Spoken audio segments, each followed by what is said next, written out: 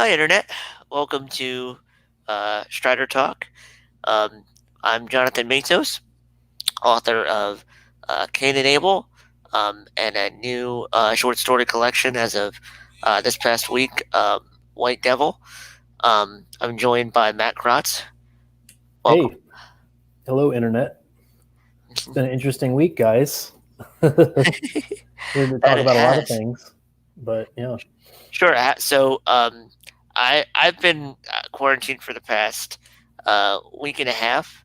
Um, hmm my department didn't seem very, uh, panicked. Yeah. A lot of Philadelphia companies, if they're not hospitals, they're directly involved with healthcare.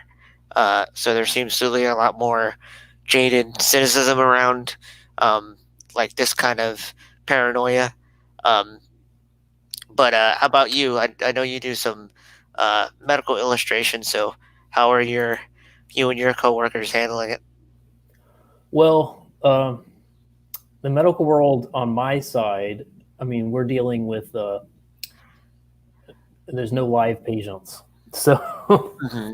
uh, don't have any to worry about any, there's no issue with that. But yeah, we just kind of quietly, beginning of the week, figured out how to work from home, and then we implemented it mid last week pretty abruptly, and I guess it's for the best because things. It sounds like things are going to get worse before they get better, but we'll probably know a lot more by the end of the week. Maybe things will already start to be turning around by the end of the week. I don't know. Depends on Yeah, who I you think. ask. So Uh, what was that? I'm sorry. it just depends on who you ask. It sounds like everyone's got their sources. Right, right. Um, See, my company was already doing a lot of work from home, Hmm. so I feel like Mhm. that kind of affected how people reacted to some of the quarantine stuff. Sure. Um, but I know like a lot of the uh, hospitals and stuff. Like my mom's a case manager, Hmm. um, and so she like a lot of the technological stuff has been difficult, but they just told her recently that they would be able to help. Um, like they're starting the process of trying to get people to be able to work from home. Um, but otherwise, that's the only person I in my direct family that hasn't either personally quarantined themselves or been you know um, part of that Hmm. shift. Um, Yeah. but I Yep. mean, I don't know how many of us have had to live through something like this before. So I know that's my personal thing of like, Yeah. um, getting used to this kind of paranoia and all this stuff spreading around. Yep. It's not the first plague. It won't be the last. Just um, yeah. I was gonna bring up though a lot of um, the kind of cynicism posting on my social Mhm. feed has been um, like a lot. Like there's that company. I actually found them through your Twitter, I think. The Rebeller Media Group um, has been sharing a lot of like what was it? It's that there was a movie about an outbreak fairly recently that was I think it was a Fincher film. Um, So it wasn't contagion. Contagion, yeah. So they were posting stuff Yeah. about that, and then the CEO was sharing a post today that was like, um, watch 28 days later. It has nothing Mm. to do with the news and stuff like that, but they're kind of gleefully going um, riding that kind of edge lord wave of how how the paranoia is going and everything. Um, hmm but you wanted to bring up more gaming stuff. So, what have you been seeing about Doom Eternal and Animal Crossing? Hold on one second. I gotta I gotta turn off the camera for some reason. Uh, you well, I think it's been interesting. There's always like a topical issue. It seems like there's always a game in the works, and even though E3's closed and everything else is closed and people aren't getting consoles for a while. Uh, I think it's been funny to see.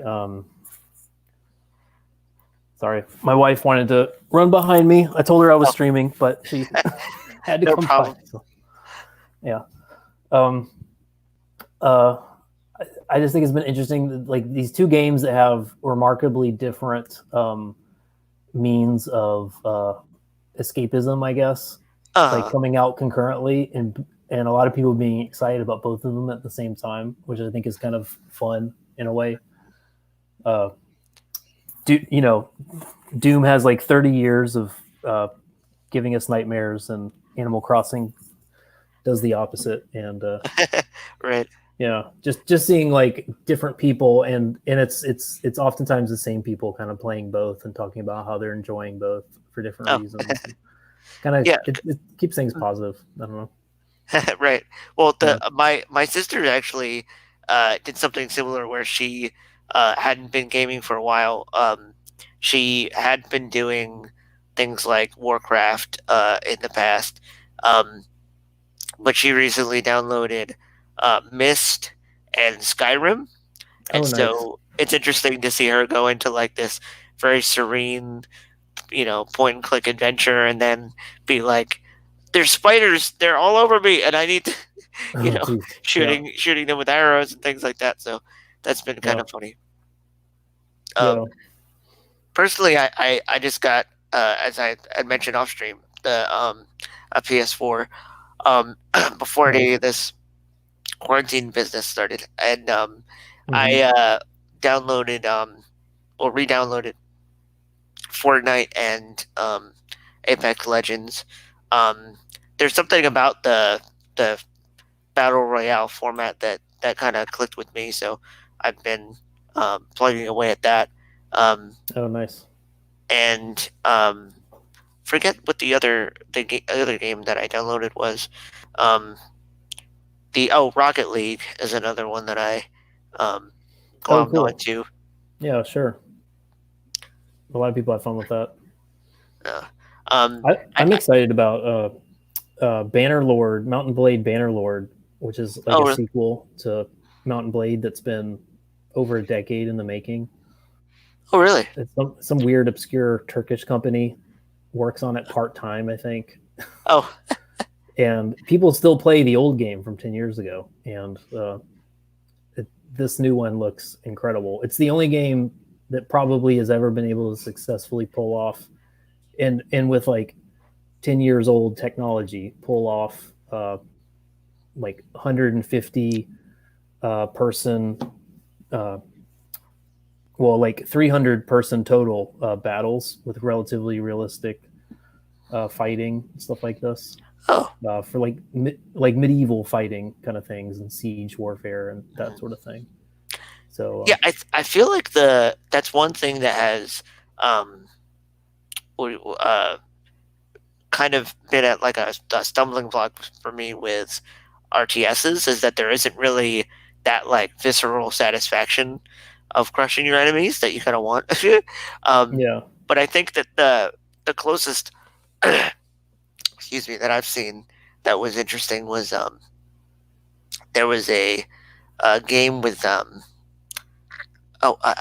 don't know if it's Four Emblems or Mm-hmm. Fire Emblem, um, but there's Yeah. a game where you have a character that can pretty much just like hack and slash and kind of like wipe out hundreds of enemies at a time. Mm-hmm. And I think somebody so it was something warrior, but they actually did one called Hyrule Warrior that had Oh, cool. Link in it. And so that kind of like hit my nostalgia uh, um, bug and that at the same time. So um, but I see that Mike does Age of Empires streams. Um, have you been on any of those recently, or um, Oh, yeah, yeah, like Mike Miller. yeah?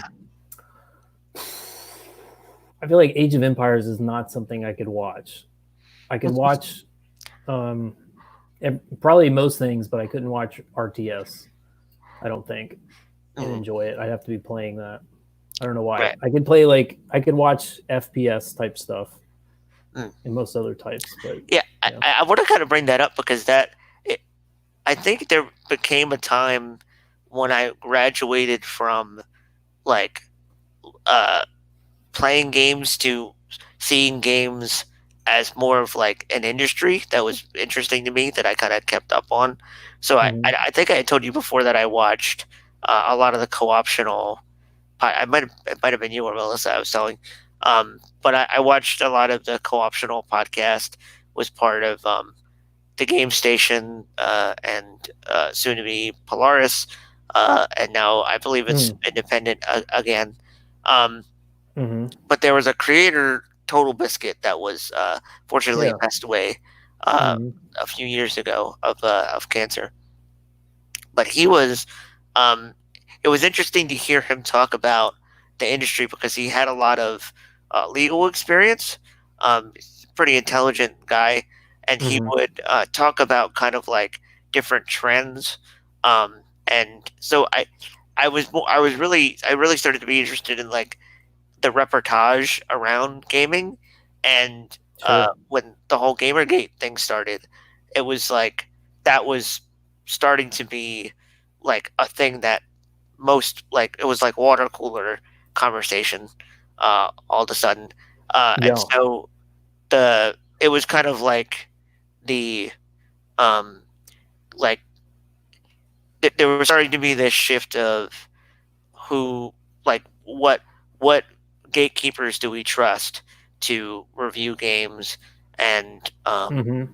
there was a lot of that going on, and I was kind of like Sweden in terms of I didn't I wasn't really interested Sure. in picking sides. It was just like you've kind of said in your vlogs before, just like being interested in the phenomenon of what was happening, and seeing what uh, companies rose to prominence as like more trusted, um, media sources uh, Yeah.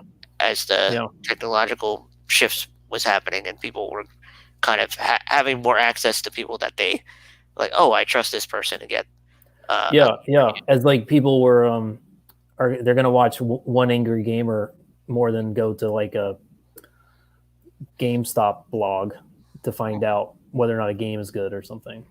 Like right. once that started to shift, and that decentralization where people it really did become more of a pure closer to a meritocracy with like um, people just becoming famous for reviewing merely because they were good at reviewing Mhm.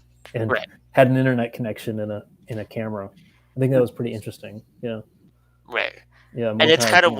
it's kind of why I used Dodger in that uh, little folio thing I made for uh, Melissa about marketing, because like it was interesting to me to see somebody who started out as a you know just doing more of the analytics around gaming, and like was kind of helping them in a more administrative role. And Polaris was uh, Mm, the hmm. company that she was working at the time, was then able to become like the face of Polaris. And like I don't think many digital creators kind of have that optimism about like working for a media company now. Um, Yeah, but there's a lot of that um, decentralization that's happening with media companies now, and that was just something that was fun for me to kind of like learn about. Oh, this is how journalism is shifting. Oh, and speaking of journalism, um, I wanted to share some good news. yeah. So we are officially verified on um, Strider our Oh, Strider cool, Co page fun. on ThinkSpot has been verified. Um, and so I didn't know at first whether this blue check mark was kind of like Twitter Yeah, blue check mark, makes me or wonder. Yeah. or what how kind of they were positioning it. Hmm. But according to one of the top moderators on the site, um, that means that those that have this check mark specifically are going to be allowed to use the pages for um, you know in a way that Patreon would, or I guess the as the site's in beta, they're I think still trying to figure out whether it's going to be a total subscription model or each page is gonna have a subscription model. Um, Okay. but Interesting. I was interested for a number of reasons. One of which, like, I was kind of trying to pay attention to some of those analytics and how the ThinkSpot world is being kind of made, and Yeah. the um, I noticed that uh, one of the first articles that I put out was shared as like, uh, watch out for this page, and it was kind of how we got some followers early on. Um, Oh, so I interesting. was happy Mm-hmm. that it seems like curation is happening, and Mm-hmm. that this is Oh, kind of like cool. a nice validation for how this page is going So, to go on. can you kind of explain to more of the dummies what ThinkSpot is and like whether or Sure. not you need to be like, can you just like post the link and people can read it freely, or do they need to be subscribed in order to see your content, that sort of thing? Sure. So right now I have 10 basically access emails. I have like slots that I can be giving out. And like if they wanted to be a part of ThinkSpot, it's in beta right now. So you'd have to like request access from somebody that already has beta access. Um, and because of a lot of things, probably because Jordan Peterson himself has been very like deathly ill recently, and Yeah. also because of COVID-19. I think there's a little bit of a this vibe of unsurety about Mm. the direction different things are taking. Um, Yeah. but Sure. as far as that goes, if anybody wants to be a part of it, I'd be happy to hook you up and get you access to it. Um, but it seems like for right now, from what I've seen, um, these it is kind of acting as like there's for beta users, they have their primary stream where that acts kind of like a Facebook wall or a Twitter wall. Okay. And then Mm-hmm. And that's open to the public. yes, yeah, it's Yeah. open to the users, and then um, there are there are media tabs and funnels basically where um, people that are converted, for example, can read um, ebooks, um, and I don't know if I explained that well, but the um, Sure. Sure. there's still that monetary thing, like buy you can buy in to read someone's ebook, um, and you can yeah, I think that's one thing that's pay protected right now. But you can listen to podcasts, you can watch videos for free, um, and I think that's one thing that people are kind of users are kind of responding to is Yeah. Sounds fine. how they can negotiate what is paid content, what is not. Um, Mm-hmm. but as far as it goes right now, it seems like a lot of the content um, is free to consume, and you can um, you can share a lot of things and start building kind of your like media library, and Mm-hmm. then kind of give your 2 cents to the moderators to let them know, hey, I'm not really okay with my podcast being free, or at least let us know something about how that's going to be monetizable in the future.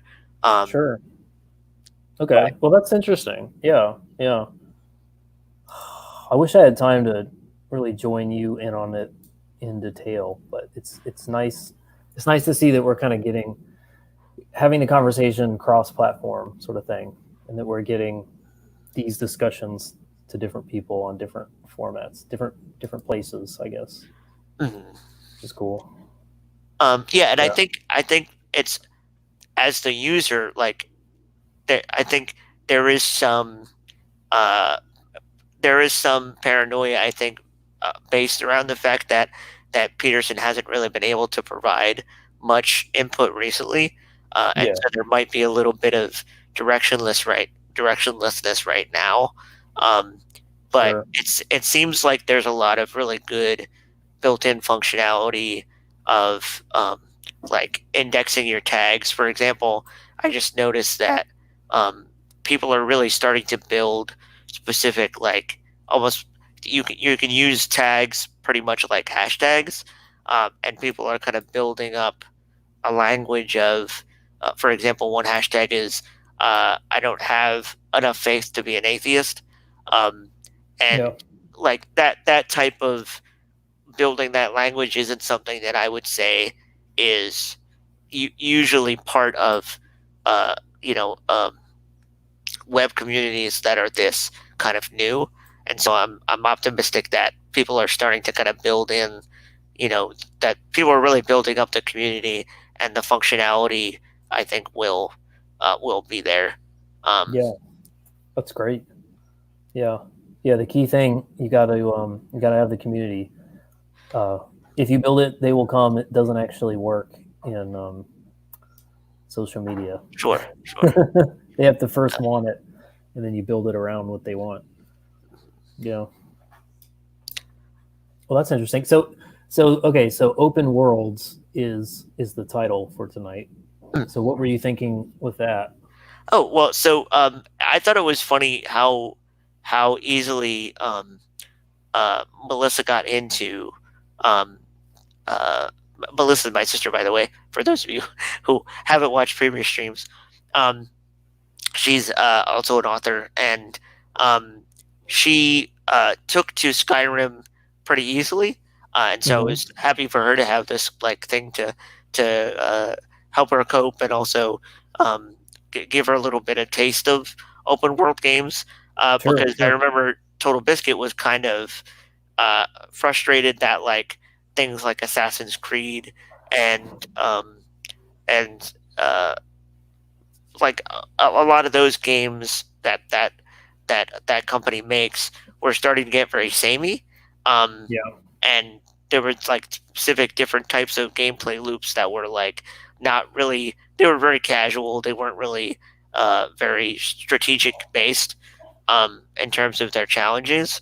Um, Yeah. so I wanted to kind of talk about what, as writers, is interesting to us with different like single player campaigns. Because personally, I haven't Mm. really been uh, playing many single player games, but it was one of the things that got me into gaming in the first place. And I was wondering whether that open world thing was kind of what was making that a little less interesting, because it's more focused on the expansiveness of like exploring, as not as much like there's a interesting narrative there. Mm-hmm. Mm-hmm. So like the tension between open world versus uh, a story driven single player kind of Hmm. a format, like how much on rails can things be, that sort of thing. Yeah, Oh. because I played Bioshock Infinite. I really liked Mm-hmm. the world building in that. It really felt like it was a real lived in environment, and that the tension really drew me to continue to the end of that. And I don't know that I've really had that experience in a while. It might just be um, the fact that I started getting more interested um, just in the conversation around the games, and not as much playing them. Um, Mm-hmm. Yeah, but sure.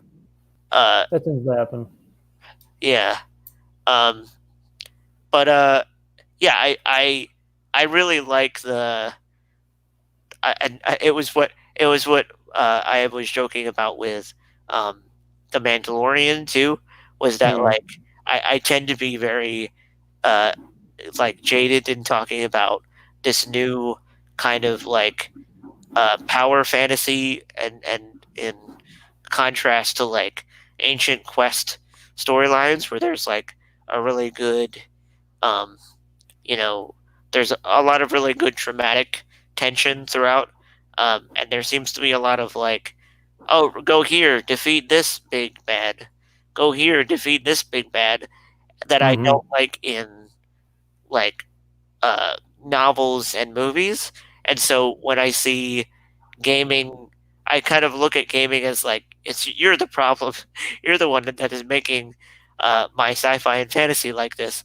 Um, but uh, probably true. um, Yeah. but there have been games like that Telltale makes, for example, that are much more focused on kind of the visual novel aesthetic, um, Yeah. and in really telling a story that like is story first, or a game that is story first rather. Uh, hmm have you played any of those types of Uh, titles? he, let's see. I've done. I'm trying to think. With Telltale, I did. What's the one where there's like bounty hunters on a? It's like a sci-fi kind of sarcastic future. Uh, Huh. uh, oh my gosh, what's it called? And there's these like super bounty hunter guys, and they go attack people. Um, I can't anyway, I can't if you think don't of it. know them, this is terrible. Um, I mean, again, like you're making me think. Let me share screen for a minute. Uh, sorry, I'm on single screen tonight, so this is gonna look weird. Yeah, but you're making me think about Mountain Blade again. This is what I love about Mountain Blade is that it's taking the best of real time strategy, so the things that you like about just you really are choosing your own adventure, Mm, and taking the best of uh, uh, more like just like RPG type stuff because all your characters, I mean, your characters completely customizable, right. down to faction and all this stuff, and um, your kit and your armor and your appearance and all that, male or female. But the only thing, like, but it plays like, and you start as a nobody and then you build up to probably trying to become your own uh, king, basically. You're Okay. trying to take over like an entire territory. But it feels like you're playing. Um, I'm trying to think. Hmm. It's like Rome Total Conquest, I guess, Oh, yeah. but like down on the field the whole time, running around. So um, I I really like it for that reason. I don't get bogged down. Like though I do enjoy a lot of story in games, I'll watch like a let's play of it, but I won't. I don't know. I usually don't have time to play those things and read all the dialogue. I'd rather just see like the movie version that someone's cut down to 2 hours and just give me the cutscenes and the pertinent in-game stuff if Right. I'm there I for the actually story. I considered maybe doing that just to like um prove to myself that I wasn't like merely uh um deprecating all the new types of gaming for my own like sick, you know, what do you call that? Virtue signaling that like I am the writer and now all gaming is garbage. Um, because like I think there is that thing of like when you're setting aside specific time to get writing done, um, Yeah, or art done, and you're leading that creative lifestyle. There is that like deprecation of other social uh, types of um, catharsis that yeah. You have to you're kind think. of Yeah, yeah you're kind of negotiating with your social time. Um, Yeah. and yeah. You can't produce and consume. So and a lot of these games are very time intensive. So you kind of have to pick a lane. Increasingly, people just which is I'm not actually critiquing this at all, but people it's easier to just play these amazing, excellent games instead of trying to spend your hobbies creating stuff. That's a lot harder. So Mhm. Um, and so I feel like you know, a lot of that um, using something as your, because I think that's eventually what I came to, was that I was um, you know, you came to this thing of like, gaming is this social avatar that I have, and mm-hmm. like there's different ways to get that done. And Yeah. personally, uh, I have a thing called central core disease, and so very early on, I discovered that that was kind of my way of uh, gaming with the bros. Like, I wasn't gonna go out there and dribble a ball, or Sure. do any of those traditional gaming things. So I think very early on, that was my like de-stressor, and so I started just Yeah. categorizing all the things that was what that did for me, and kind of found different things to replace that with. Um, but the um, excuse me, the thing I think I've started to see, because there's a comedian I follow, Mike Falzone, um, and he does a lot of things about creative thinking, which Mm-hmm. I think it's an interesting tactic that he's done. That, like, early on, he released a book. Early on in his career, he published self-published a book about like helpful advice for those going through the terrible years of teen romance, things like that. And so Yeah. um, he kind of um, uh, um, used some of that um, social following that he was getting from that, and pivoted a little bit into just general life advice.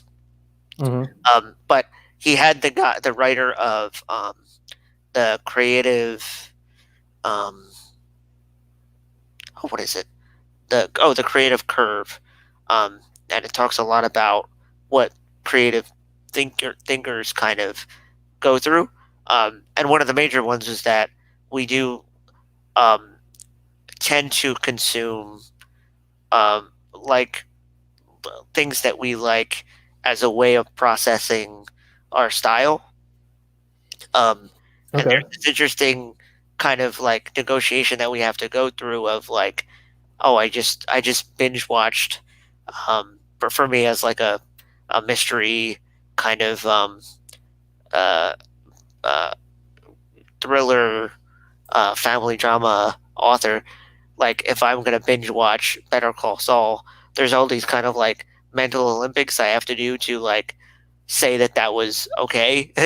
But that's kind of what the creative curve is about. Is that uh, like we tend not to like that kind of like um, the suggestion that like we need any of that as like a self help thing, as like a coping thing, because it's not really. It's actually a part um, of our the thing that we're doing. It's a passive way of becoming better at what we're actively pursuing. Um, Yeah, that makes sense. I like that. Yeah, because really, especially when you're writing and you see a TV show that uh, does do it well, uh, even if I mean, and there could be layers to this. Like it could just be kind of boring, but the character, like trying to tell, like I just watched this British show called Mum, uh, and it's just about people getting ready to go to different places or just getting back from places and dealing with a domestic space mm, where everyone thinks they're understanding each other, but they're not because they're British. And that sounds very stupid and boring, but is very fertile for writing. Mm, And so I thought it was fascinating just to see that show play its characters out for a couple of mm, seasons because, and I haven't watched a show all the way through in a long time, but something as boring as that, but done really, crafted really well, uh, excites me. And also like just seeing good actors take a decent script and make it even better, to see that potential played out because that makes you think about what things are you not putting on the page that you still, or if you're writing a novel, I suppose you're gonna have to put it on the page or it's not going to be good. But you know what I mean? Like what are these extra things that actually make these moments valuable and special for the audience mm, besides the mere dialogue? mm. Uh, so anyway, that's my thoughts.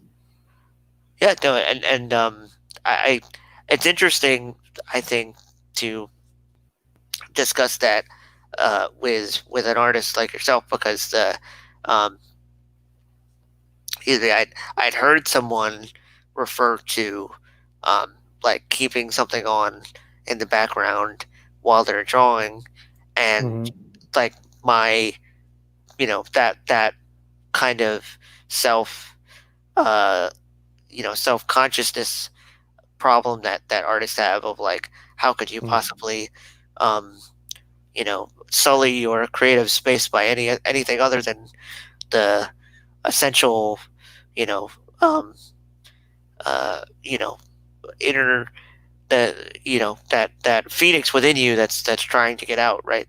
um Mm-hmm. but like having that kind of thing of like, oh, if I put this on, it's going to affect my art. But like if you're kind of conscious of that, you can kind of use it to your advantage by seeing that like, oh, there's something in this that I like, and maybe if I put it on in the background, it'll affect you know in a positive way something that I'm putting together. Oh um, yeah. it can kind of be a strong tool in your arsenal. um, It's like putting on a soundtrack in the back that gives you the sort of mood that you need to create for that mm. particular story you're writing. Yeah, And I know my sure. that so the guy on strip cover lit that I played for you the other day that had the Hmm. his um, uh, kind of filibuster speech about the publishing industry. Oh He yeah. had this thing about you know like leave like once you actually get excited about the thing that you're writing, then stop because then you'll have that kind of in your mind to like make you Mm. come back next time because you'll actually be looking forward to getting back in that scene. Um, and but I think the same kind of holds for um, something that you are consuming because you can get excited about a certain type of you know uh, a show or a novel that you're reading, and it gets you in that certain mindset that will actually have you produce a little bit more of that thing. Um, Hmm. but uh, but yeah, that the it can kind of get a little bit of like I think that there's like a half life on anything of in those with those types of tricks.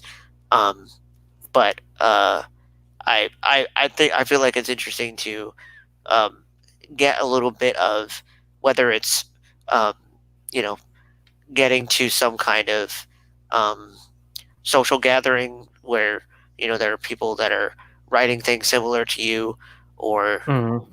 it is some kind of private routine that you have. There's Hmm. some of that um, juju that rubs off on your stuff. Yeah. Yeah. I've heard of the guy, what's his name? Michael J. Nelson of Mystery Science Theater fame, the human in Mystery Science Theater. Uh, He will write with the radio and the TV on at the same time. I feel like that's a little of both somehow. It's I don't know how he does it. Apparently, his wife thinks he's insane, but I think it's like some sort of like he's giving himself like it feels kind of social to be writing with that much distraction going on, but also can give you kind of stimulation, lift, and motivation if you're tuning into the sort of things that actually get you motivated. Mhm. So it's kind of that's a little bit of both. I've never tried that before. I wouldn't dare to, but Well, yeah, I there's a lot think of ways to do it. so. It's something that um, certainly has the potential of controversy because I think there's a lot of conversation around um, like what how much of this is like pop psychology versus like actual studied Yeah. psychology. But there was an author, Noise Nolan. I'm sure I'm pronouncing that wrong because it's Irish. Um, but she was sharing a clip from a show about a character with autism, and Hmm. the character was struggling with this overwhelming emotion because she was confessing her love to another character, and she needed something to stimulate herself. So she like got a pillow and was like, it was supposed to be like a comedic representation of what you know somebody with that much you know uh, with that problem goes through when they're trying to romance someone. Um, Yeah. and so, but it's interesting as we have things in the news like people talking about like you know like I don't know if it's serotonin or no dopamine, like dopamine Hmm. fasting and things like that. Like there's a Hmm. lot of this kind of draconian thing of like, oh, you're on your phone this much of the day, and there's that kind of like debate that's being had publicly, and so when you're a creator, there's a lot of that like negotiation you're making that isn't actually like you know you're not really you're struggling with being yourself because you're thinking like, oh, I'm supposed to keep myself clean from the sweet dopamine that this Hmm. certain stimulation is going to be giving me. Um, but Yeah.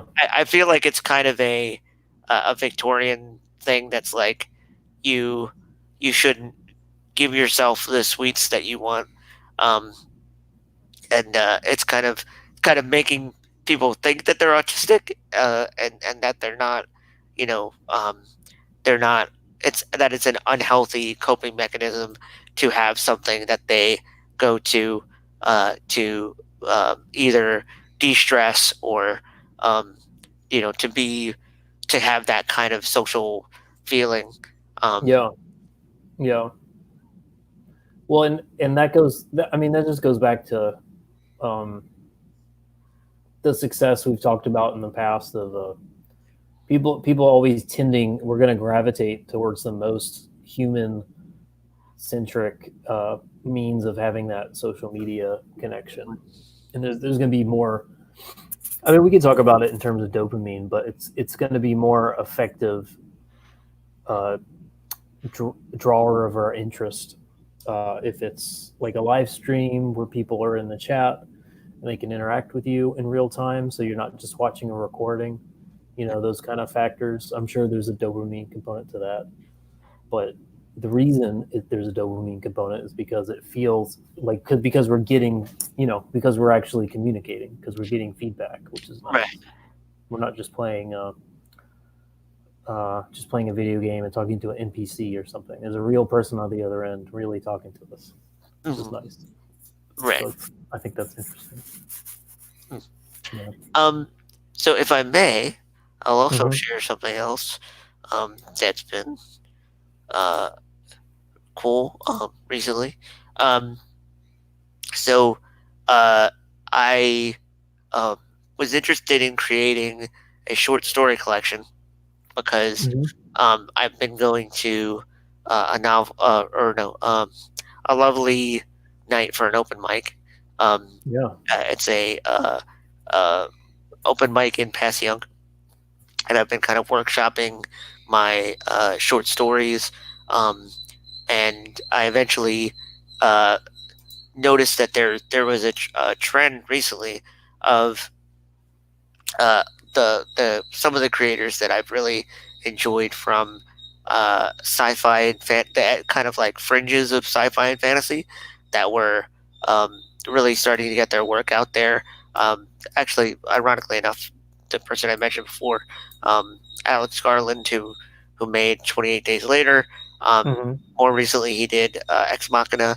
Um, he has that show Devs that I'm really enjoying right now, um, and M Night Shyamalan produced a show called Servant that's on Apple TV, and Oh, it's neat. very magically real um, Didn't know he did that. That's cool. show about a woman whose uh, doll baby that she's using to cope with the death of her child comes to life, and it's this family trying to figure out what the heck is going on there. Um, a lot of these writers that I really like, have kind of had their what what I now found out is called dread punk stuff get really recognized recently. So it emboldened me to collect some of the short stories that I've been workshopping in this uh, debut novel or short story collection, White Devil, um, and Hmm. it has three short stories. New Babylon, uh, where two brothers are trapped in a room with a nuclear generator that's boiling, um, and they have to try to prevent its meltdown. We have Neon Cool. Bathsheba, who and it's Odette is a character who boards the Purple Hearts bus in hope of meeting her heroine, a cyborg tycoon named Shelley. And the last surprise, a church secretary is tormented by an evil force after reporting his priest child abuse. Um, so that's available now on Wattpad. Um, and yeah, I'm excited to release it, get people's feedback on it, and to kind of continue to use Wattpad going forward. Um, Yeah. because I dig a lot of how it is built up. And how there's different.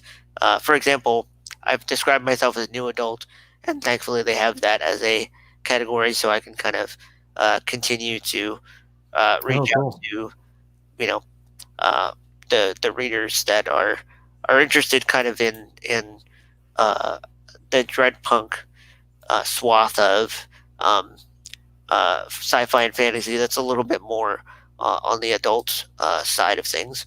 Um, So yeah, so I'm hyped to see what people say about it, and to continue to collect some of my short fiction.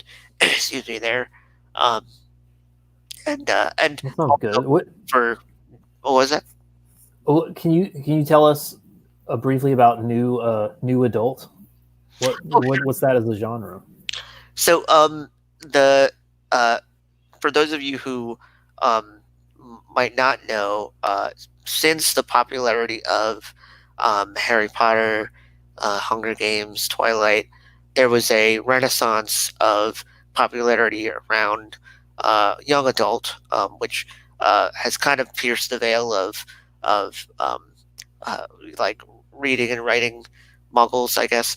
Um, and excuse me, I think there was kind of a response to that, and new adult became kind of a way of um, this kind of like arrested adolescence kind of Yeah, market out there.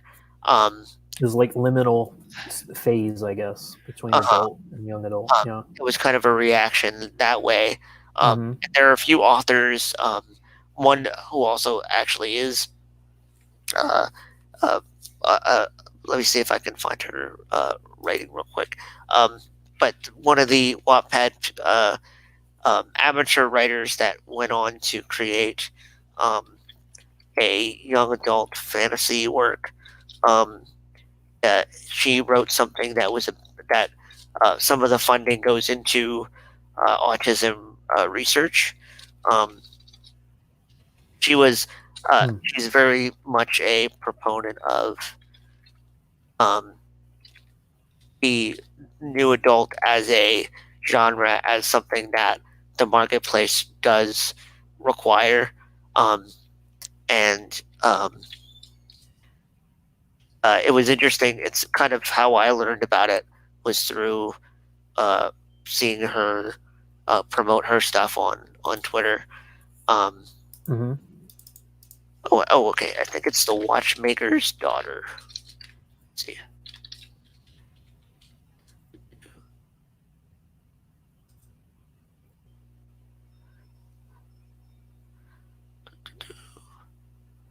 Hmm, let me feature this. But yeah, so like when I was first promoting uh, Seven Deadly Sins, the series that I start with Cain and Abel, um, I was I knew it was going to be a coming of age story, uh, Hmm. but I also knew that it was as an adaptation very much driven for the adult market, and so I kind of vacillated Sure. early on in my promotion of it as like, is this YA? Is this what is this? And so new adult was kind of a nice way of positioning it, where um, the more you know people that see initially I had a bloody cane on the cover. Um, that seeing that as like it's a mystery thriller thing, I figured for the Christian market especially, it would be advantageous to kind of talk about it as a new adult work. Um, but I don't know. I think it's still finding out what it wants to be and whether it's really merited as something that you use to market to the general audiences.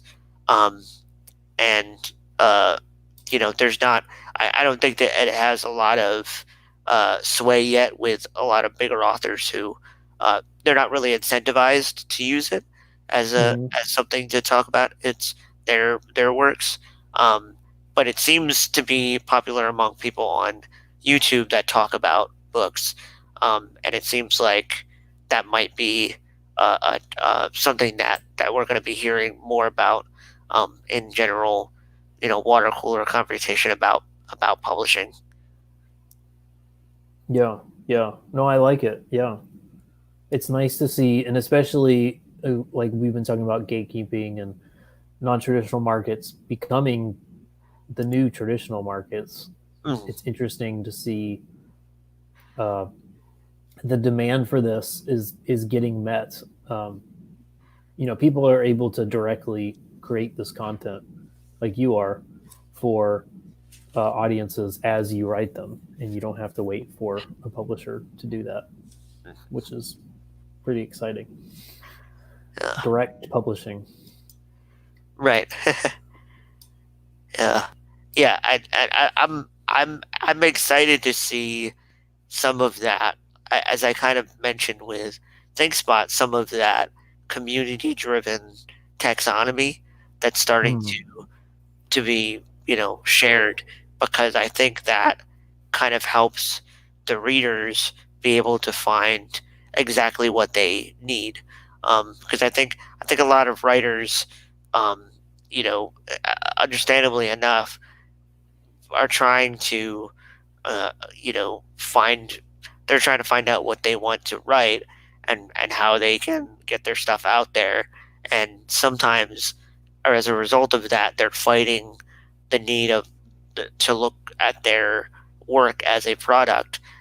But it's some of Yeah. that good customer service to help those brothers out who are looking for something quality to read, to be Hmm. able to, give some of that taxonomy, some of that customer based freedom to kind of start building those things, and not look at it as, oh, this person's trying to pigeonhole me as an author or pigeonhole me as a cartoonist or something.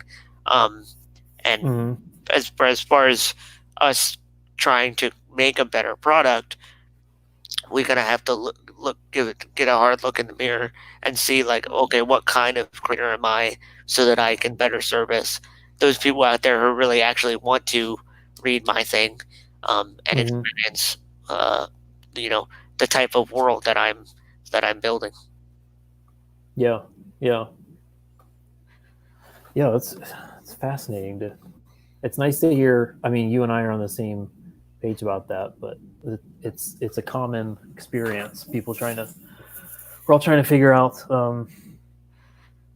This is the new dynamic, decentralized marketplace for creative content. The Mhm. only question is how do you find how do you network up with your audience? How do you find them? Right, and it's not, and I think that's the thing that, like, trying it's kind of a thing that really is motivating me to continue to work on Strider Co. as a brand, Mm-hmm. because I feel like that showing your confidence in the fact that you do have a market is starting to be coded as violence, because it's making it seem Mm. like you're saying, well, me and my kin who like this thing are trying to take some of your territory.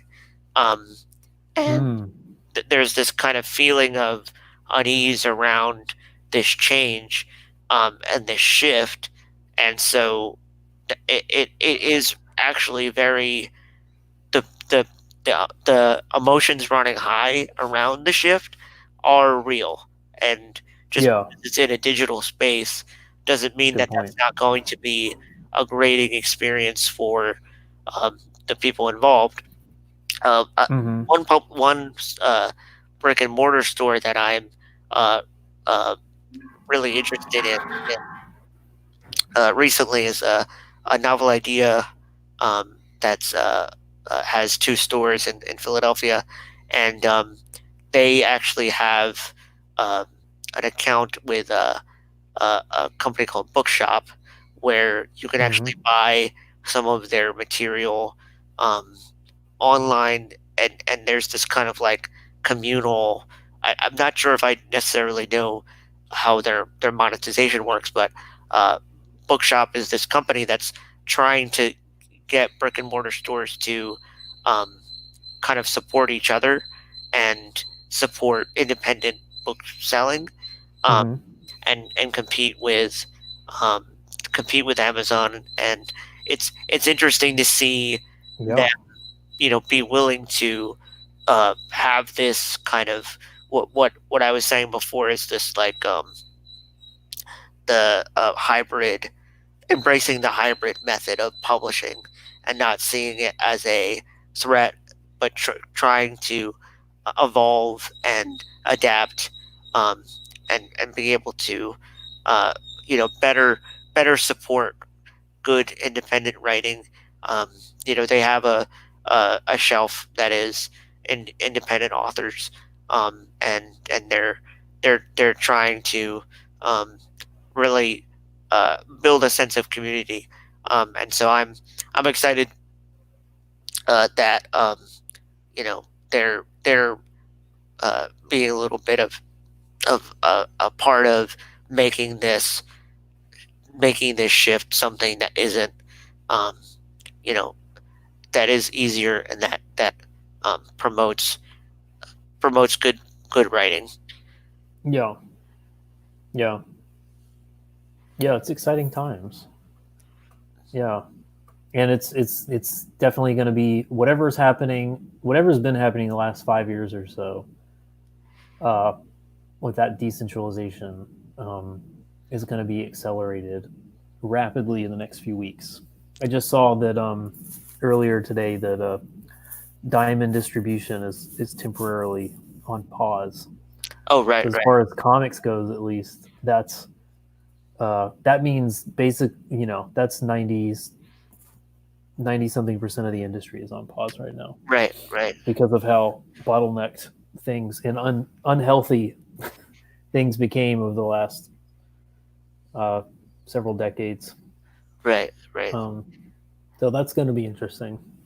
But fortunately, we have this world. We have the internet. And we have social media to Mhm. connect and dynamically adjust to Right. the market. Mhm. Things that they unfortunately the big two can't do as well or as fast, Right. at least. So, yeah.